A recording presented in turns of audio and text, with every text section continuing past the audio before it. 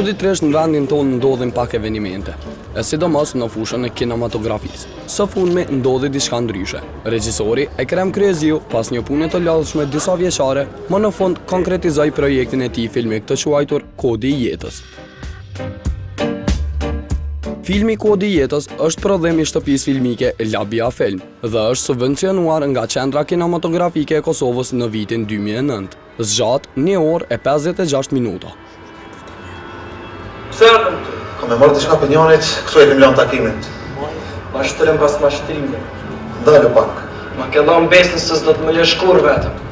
Kur dish babait kujtohet mirë. Në rolet kryesore të këtij filmi janë Gjevat Çorraj, Bubudina Lajqi, Çun Lajqi, Ilir Tafa, Fatime Sefaj, Mentor Zymberaj e tjerë. Edhe ky film, sikurse pothuajse të gjithë filmat e bërë këto vitet e fundit, është me temë nga lufta e Kosovës. Në vitin 1912 Kosova pushtohet nga Serbia. Në vitin 1998-1999 Serbia me luftë synon të spastroj Kosovën nga shqiptarët.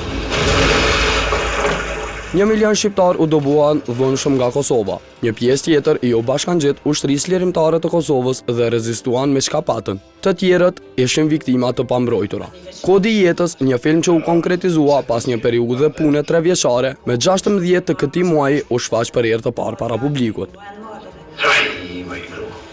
Filmi është një pjesë e një realiteti tonë të hidhur, i realizuar përmes fateve të njerëzve të vegjël dhe përmes prizmës së jetës së tyre, jo mundu ta paraqes se komplet realitetin e gjithë Kosovës, realitetin e hidhur, por edhe qendresën tonë të madhe.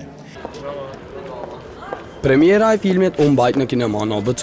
Aty ishin përgatitur të gjitha për një premierë, madje edhe Tepi Jojkuq ishte prezent, por çuditërisht aktorëve dhe fytyrave eminente, ai Tepi Jojkuq me sa duket nuk ju duk interesant, sepse të rrallë ishin ata që kalonin në të. Madje një prej fytyrave që jemi mësuar ta shohim, Adem Demashi, nuk pranoi të prononcoj para kamerës. Po shkojmë me këshyr diçka se din çapo këshyr. Pasi këshyr më fol. Erdhi edhe presidentja Atifete Jahjaga e ministri i kulturës Memli Krasniqi, por siç duket, as për ta Tepi Jojkuq nuk zgjoi interes. E takuam edhe drejtoreshën e teatrit kombëtar Buçe Berisha, që dukej e buzëqeshur dhe me modesti tha disa fjalë. Unë e kom pa filmin ma herët, shpresoj shikuesve një mbrëmje shumë të anshëm duke shikuar filmin. Kom pas privilegjin sepse jam antare e bordit qendrës kinematografike dhe profesorit Ekrem i dëshiroj rrugtim sa më të mirë me këtë film.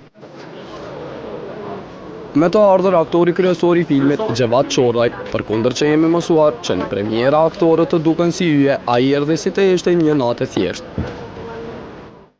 Unë kur ma kam besu këtë rol, jam gëzu shumë. E kom pranu me gjithë që e. Sa dhe bash filmi, po sot jam edhe maj gëzushëm, që filmi ka dalë fort i mirë, kështu si njerëzve kam një pëlqy shumë.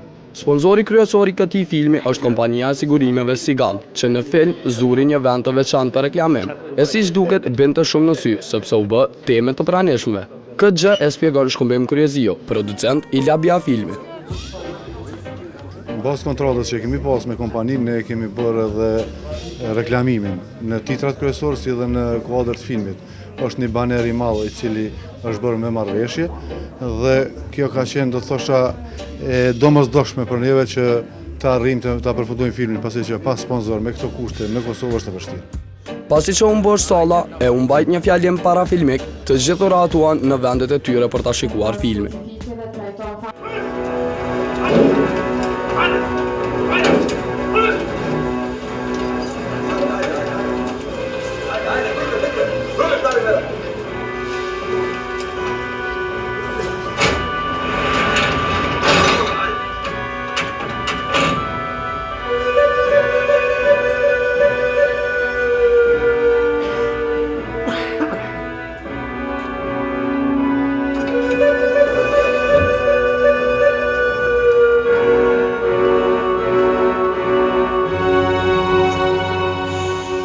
Me të përfunduar filmi, unë isha aty që ti marrë opinionet e musafirëve të pranishëm.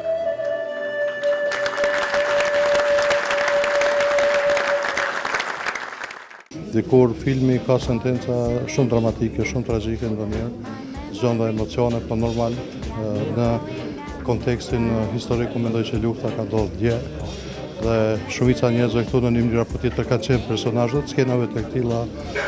Gjatë filmit vërejtëm edhe diçka tjetër. Kishte shumë skena në film ku binte shi, por aktorët nuk lageshin dhe rrobat e tyre nuk bëheshin me balë. Këtë skerim na i dhuron vetë regjisori i filmit Ekrem Kryezio. Kur e vesha gruaja keshke me mua.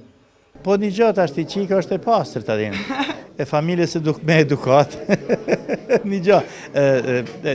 Të ndejten, e ngjyra bardhë, jo që nuk zhyten, por nuk shihet. Për arsye se e bardha i mund gjitha ngjyra tjera, po nuk...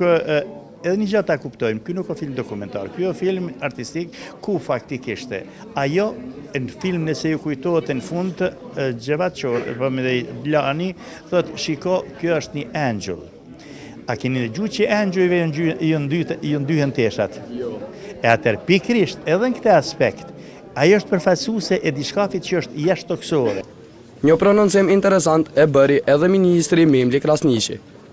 Kritik mund vjen mirë vetëm që edhe një film i metrazhit gjatë i subvencionuar nga Qendra e Kinematografisë Kosovës dhe Ministria e Kulturës është publiku.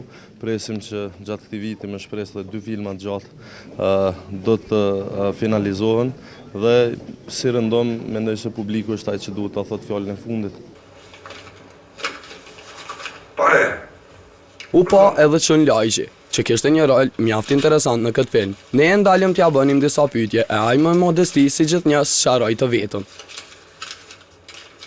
Shpresoj se filmi ka me pas jetë gjatë dhe shikueshmëri, edhe pse ndoshta dikuj i pengon tema e tillë, tema e luftës, tema e përgjakjes, e vrasjeve, e sakatimeve, e tmerrit që kemi bë, por megjithatë kemi qenë obligueshëm ne si artist, edhe ai si regjisor, që të paraqesim një faktografi të 99, 98, 99, po në vazhdimsi të luftrave tona.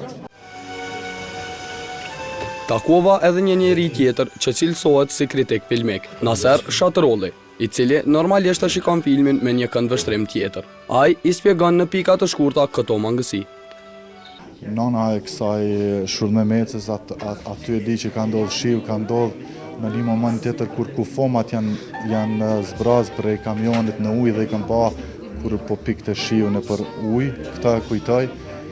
Nuk di në një moment ma konkret që sepse nuk mundesh me për njerë që ta shikosh filmin, nuk mundesh me kujtu thjesht çdo detaj, por edhe kjo do ta quaja më shumë ndoshta është në një problem teknik që edhe mundet ndoshta disi me po.